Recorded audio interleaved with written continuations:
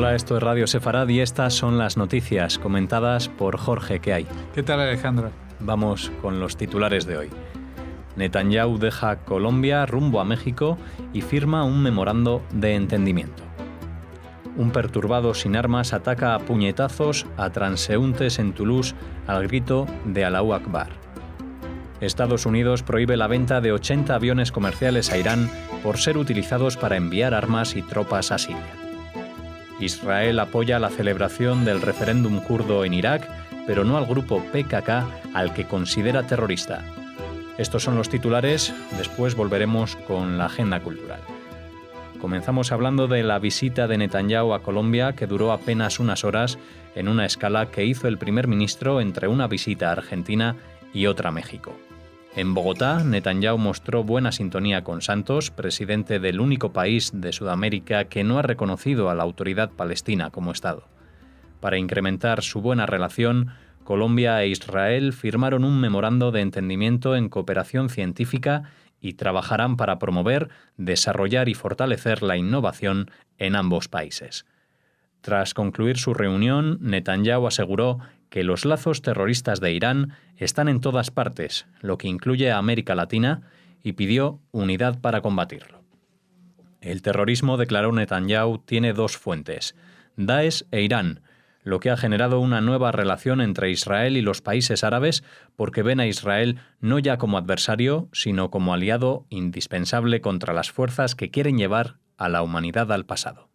Sí, como comentamos, toda esta semana pasó por Argentina, donde estuvo un par de días, una breve escala en Colombia y ahora ya está en camino a México. Cuando estemos emitiendo esto ya habrá llegado al país de norteamericano.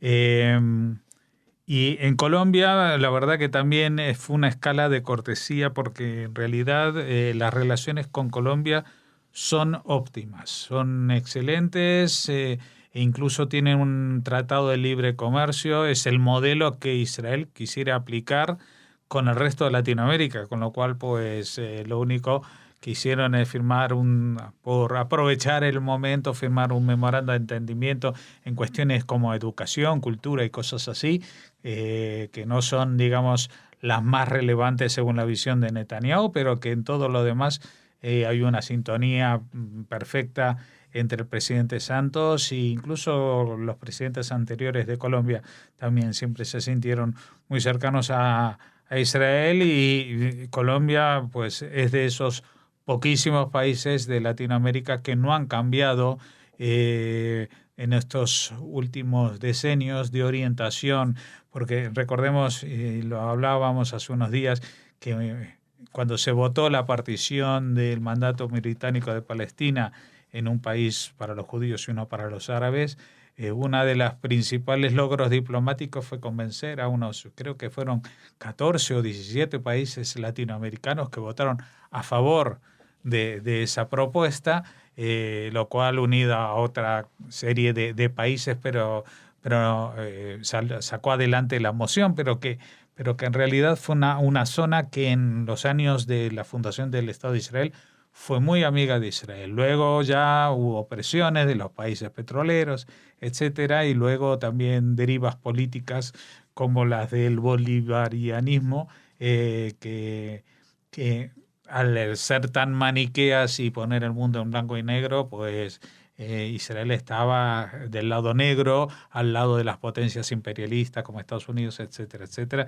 que es una situación que ahora empieza a revertirse en el continente y que Israel quiere aprovechar para volver a conectar con esos países.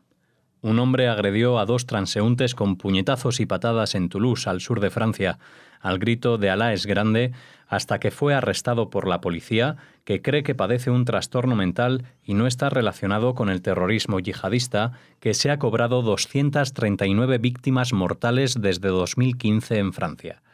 Al parecer, el atacante, que no portaba arma alguna, fue liberado de un hospital psiquiátrico en abril. Bueno, ya saben que nosotros muchas veces ponemos en tela de juicio por qué hay tantos atacantes que son musulmanes y que gritan Allahu Akbar, y por qué muchas veces no se reconoce que son terroristas yihadistas. Pues en este caso, por lo menos desde mi punto de vista personal, este sí que es un perturbado porque ningún terrorista yihadista, por más principiante que sea, va a perder la oportunidad de causar daño y dolor. Y eso, atacar a mano limpia, pues no es la táctica, el modus operandi, digamos, del yihadismo. El yihadismo, si consigue una bomba atómica, bien. Si no consigue la bomba atómica, utilizar otras armas, bien. Y si no consigue esas otras armas, pues los cuchillos, armas blancas, hachas o lo que tengan a mano, o atropellar a alguien o causar el mayor daño posible sin que ello vaya sin tomar en cuenta lo que le puede pasar a él. La acción de este individuo no tiene nada que ver con la de un terrorista yihadista, aunque haya gritado a la es grande, lo que refuerza la tesis, a mi forma de ver, es una visión personal, de que está como una cabra, pero que no es un terrorista, al menos no un yihadista. La Cámara Baja de Estados Unidos aprobó la prohibición de la venta de aviones comerciales a Irán, un veto que, de confirmarse, cancelaría 2 operaciones con Boeing valoradas en unos 15.000 millones de euros. El congresista republicano que propuso esta prohibición, Peter Roskam, acusó a Irán de utilizar aviones comerciales para transportar armas y tropas a Siria en apoyo al presidente de ese país, Bashar al-Assad, al que calificó de criminal de guerra. El veto fue aprobado pese a que los demócratas alertaron de que pone en peligro el acuerdo nuclear de 2015 con Irán y que solo castiga a las empresas estadounidenses. Sí, esto es lo que ha votado Estados Unidos y no es algo que tenga que ver, o al menos a mí me lo parece, con una iniciativa que venga del presidente Trump, a pesar de que esto surge de las filas del partido republicano. Pero este tipo de acciones sí son más en la línea de lo que el Partido Republicano ha venido haciendo en los últimos años con el tema no solamente de Israel, sino de Oriente Medio, como es el caso ¿no? Porque estamos diciendo que Irán se ha demostrado, ha sido denunciado en reiteradas ocasiones y los servicios secretos lo han confirmado, que los vuelos que ellos utilizan en aerolíneas comerciales, en vez de ir pasajeros en ellos, lo que transportan son armas y misiles que aterrizan en Damasco. Algunos son dirigidos para las fuerzas gubernamentales y otros directamente son transportados a las fuerzas irregulares del grupo terrorista Hezbollah, que los utiliza contra grupos como Daesh o contra opositores al gobierno, o que los guarda en depósitos a la espera de una confrontación con Israel. De todas maneras, esto es una operación totalmente irregular, ilegal y al margen y en contra del espíritu del acuerdo que se firmó con Irán, que no solamente incluía una moratoria en el desarrollo de armas nucleares, sino también de misiles balísticos y en la intervención y el apoyo al terrorismo internacional. Y como no lo están cumpliendo, pues este señor que es republicano es muy consciente de que 15.000 millones de euros de pedidos de 80 aviones comerciales, 80 Boeings, ¿no? Imagínatelo, eso llena varios aeropuertos, no uno, igual 2 o 3 aeropuertos llenos. Eso es lo que supone 80 aviones, pues dice, preferimos perder ese gran paquete de negocio que seguramente redundará en problemas económicos por la compañía y posibles despidos, etcétera, etcétera, que no fomentar o ayudar a que Irán se apodere totalmente del ejército sirio y intervenga en el conflicto de Siria de una manera tan decisiva. Israel apoya la celebración del referéndum de independencia del Kurdistán iraquí, convocado para el próximo 25 de septiembre, al tiempo que manifiesta su oposición al Partido de los Trabajadores del Kurdistán, conocido por sus siglas PKK, por considerarlo una organización terrorista. El gobierno de Netanyahu señaló que Israel se opone al PKK y lo ve como una organización terrorista, a diferencia de lo que hace Turquía, que apoya a la organización terrorista Hamás que gobierna la Franja de Gaza. El primer ministro iraquí, Haidar al-Abadi, pidió ayer a los líderes kurdos cancelar la consulta y advirtió de que no permitirá la división de Irak. Diversos líderes israelíes como el ministro de Defensa, Avigdor Lieberman, y el expresidente Simón Peres respaldaron en el pasado un Kurdistán independiente. El Kurdistán iraquí goza de un estatuto de autonomía reconocido en la Constitución de 2005, en la que Irak es definido como un Estado federal, y el pasado 7 de junio la presidencia del Kurdistán convocó la consulta separatista a la que están llamados a votar unos 5,5 millones de personas. Sí, bueno, alguna vez lo explicamos, vamos a hacerlo lo más brevemente que podamos. Los kurdos son un grupo étnico totalmente separado de los árabes, aunque son musulmanes, y siempre han sido perseguidos. Y hace 100 años, justamente en 1917, al final de la Primera Guerra Mundial, pues las potencias imperiales europeas, especialmente Inglaterra y Francia, que fueron los que ganaron la contienda frente al Kaiser y otras potencias como el Imperio Otomano, pues redibujaron el mapa de Medio Oriente y crearon divisiones políticas totalmente artificiales. Por ejemplo, el Estado de Irak es una ficción que se creó en ese momento, nunca había existido.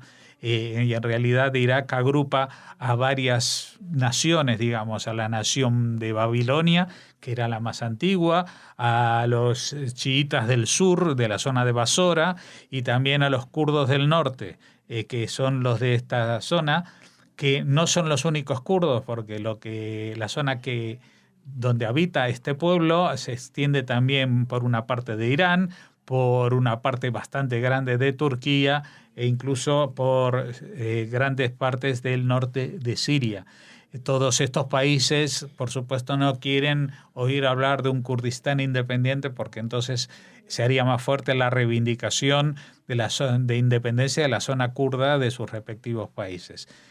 Pero aparte, el Kurdistán es un hecho, digamos, autonómico, independiente casi totalmente desde la intervención militar del año 2004, en que se liberaron del dictador de Saddam Hussein, que mantenía unido esa tierra llamada Irak, que antes era un reino, y que actualmente pues está totalmente desmembrado, igual que de alguna manera lo está Siria, que es otro estado cuyos límites fueron trazados de forma muy arbitraria también al final de la Primera Guerra Mundial. Estas consecuencias de lo que pasó hace un siglo, ahora se ven en estas guerras civiles que están teniendo lugares de forma abierta, como en Siria, en otras más cubierta, como en Yemen, y otras de forma más o menos encubierta, como la que enfrenta la hegemonía saudí frente a la hegemonía de Irán. Bien, pues finalizamos así esta primera parte de las noticias. Volveremos el lunes con otras noticias diferentes. Hasta entonces, Jorge, Shabbat Shalom. Shabbat Shalom. Ahora hacemos una pequeña pausa, como siempre, para volver con Raquel y la agenda cultural.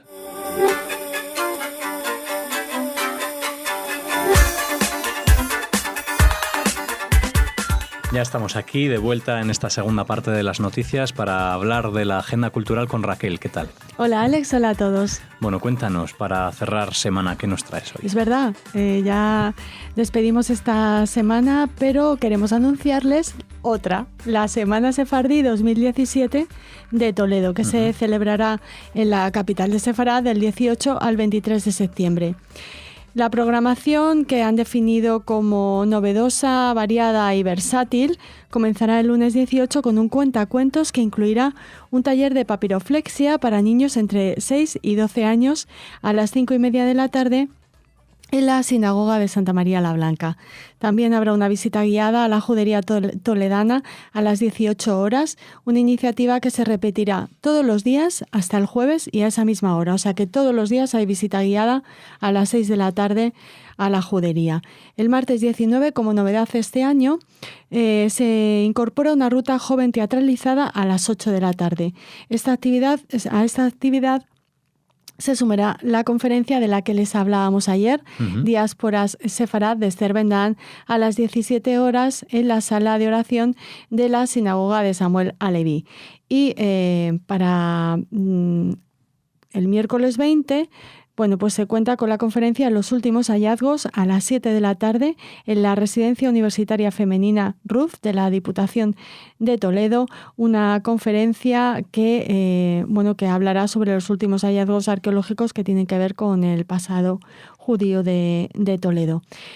Les parecerá poco, y lo es, porque hay Todavía muchas más nos quedan actividades, más días, además, también. claro, para esta Semana Sefardí 2017, pero les emplazamos a las noticias de los lunes para que no queden tan lejanas las fechas. Ahí repasaremos un poco más toda y esta les refrescaremos la memoria y les ofreceremos más actividades a las que poder unirse. Bueno, pues muy bien, pues hasta entonces vamos a continuar con la agenda porque tenemos unos días hasta que llegue esa Semana Sefardí en Toledo. Bueno, vamos a León, porque allí ya está mostrándose la exposición Shalom Sefarad, que presenta la vida de los emigrantes sefardíes a la ciudad norteamericana de Seattle a principios del pasado siglo XX, quedando reflejada en la docena de paneles con fotografías y documentos, textos que conforman la exposición. Shalom Sefarad ya está inaugurada, como les decimos, se podrá contemplar hasta finales de octubre y ha contado con la colaboración de diferentes entidades como el Centro de Estudios de la Universidad de Washington, el propio Ayuntamiento de León, el Centro Sefarad Israel, el Consulario Honorario de España en Seattle, la Seattle Sephardic Brotherhood, la Red de Juderías de España, entre otras entidades. Desde el Ayuntamiento de León han querido felicitar a la Universidad de Washington por la realización de esta muestra y también a toda la comunidad sefardí por haber mantenido esas tradiciones tan hermosas que 500 años atrás eran comunes a todos nosotros. Durante estos días, claro, León también se ha unido a esa Jornada Europea de la Cultura Judía y desde el Ayuntamiento pues querían recalcar que León celebra ese pasado judío tanto con esta inauguración como con otros actos de los que ya les hemos hablado aquí en Radio Sefarad. Dicen desde el Ayuntamiento, en concreto la concejala de Cultura, Margarita Torres, que la visita a la exposición nos permitirá observar hasta qué punto somos parecidos y cómo mantenemos esos lazos históricos. Cualquiera que compruebe sus apellidos, dice, se encontrará que muchos son típicamente leoneses como Aguado, Franco, León o Mayo. Así que si están cerquita de León o si viven allí, no se pierdan esta exposición Shalom Sefarad. Claro, les recomendamos ir allí, mirarse al espejo y ver las similitudes que tenemos con el pueblo sefardí. Bueno, ¿qué más para cerrar? ¿Vamos con...? ¿No vamos con un libro? Con un libro no vamos. Podríamos hablarles de muchos porque son... innumerables las novedades editoriales que nos están llegando. Sí, Raquel tiene su mesa repleta de libros, tiene una tarea mucho trabajo, bastante grande para leer. Pero bueno, más allá de la recomendación literaria, hoy les hacemos una cinematográfica. Venga, vámonos al para cine. De esa manera felicitar a los responsables del Jugador de Ajedrez. Ya saben, este largometraje que nos vinieron a presentar en Radio Sefarad su director y su productor, Luis Oliveros y Juan Antonio Casado. Y bueno, el Jugador de Ajedrez está a punto de quizá recibir el premio a la mejor banda sonora en la 44 edición de las World Soundtrack Awards, que se celebrará el próximo 17 de octubre. Bueno, mira qué bien. Son finalistas, son 5 finalistas y ellos está con su banda sonora uno de ellos. La banda sonora está grabada en Budapest, ya nos hablaron de ella en esa entrevista que recuperamos con el enlace Les por si dejamos quieren. para que puedan volver a escuchar. Exacto. Sí.